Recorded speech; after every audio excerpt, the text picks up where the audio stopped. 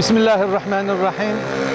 Değerli Yüreğirli hemşerilerim, şu anda bulunduğumuz yer Yüreğir ilçemizin Atankent mahallesinde yer alan okullar bölgesi. E5 Karayolu'nun hemen kenarında bulunan bu bölgede anaokulundan liseye kadar eğitim veren yaklaşık 10 okul bulunmakta. Ve her gün binlerce evladımız bu okullara ulaşmak için yollara düşmektedir. Ancak ne yazık ki bu kadar yoğun bir öğrenci sirkülasyonun sahip olan bu bölgede en temel ihtiyaçlardan biri olan güvenli bir yaya üst geçidi hala yapılmamış. Evet, yanlış duymadınız. Her sabah yaşları daha oyun çağında olan çocuklarımızdan gençlerimize kadar binlerce evladımız bu yoğun trafiğin içerisinde karışmak zorunda kalıyor. Ne yeterli bir yaya geçidi, ne yaya geçidi lambası, ne de koruyucu bir önlem var. Sadece hızla akan araçlar, dikkatsiz sürücüler ve her sabah ailelerin içine çöken endişe. Bir annenin kalbinin ağzında, bir babanın gözünün yolda olduğu bu manzara artık kabul edilemez.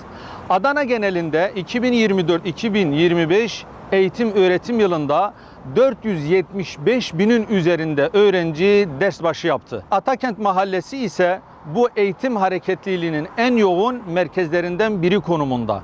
Bu kadar stratejik bir noktada güvenli bir geçidin olmaması sadece bir ihmalkarlık değil, aynı zamanda bir vicdan sorunudur. Hüdapar Adana İl Başkanlığı olarak buradan yetkililere açık çağrıda bulunuyoruz.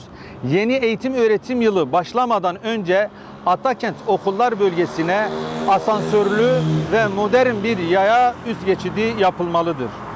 Bu geçit sadece öğrencilerimiz için değil, bebek arabasıyla yolun karşısına geçmeye çalışan anneler için, engelli kardeşlerimiz ve yaşlı büyüklerimiz için de elzemdir.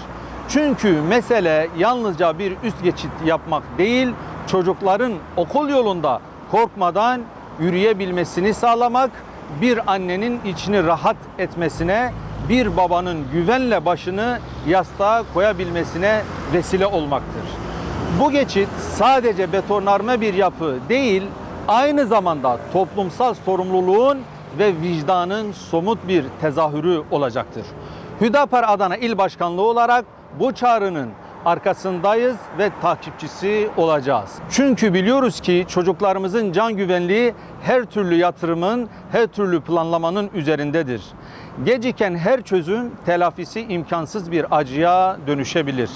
Gelin çocuklarımızın sabahları umutla okula gidip akşamları huzurla evlerine dönebileceği bir Yüreğir hep birlikte inşa edelim. Sorumluluğu büyük, vebali ağır bu meselede herkes üzerine düşeni yapmalıdır. 2025-2026 eğitim öğretim yılının güvenli, huzurlu, başarılı ve endişesiz geçmesi dileği ve temennisiyle diyoruz.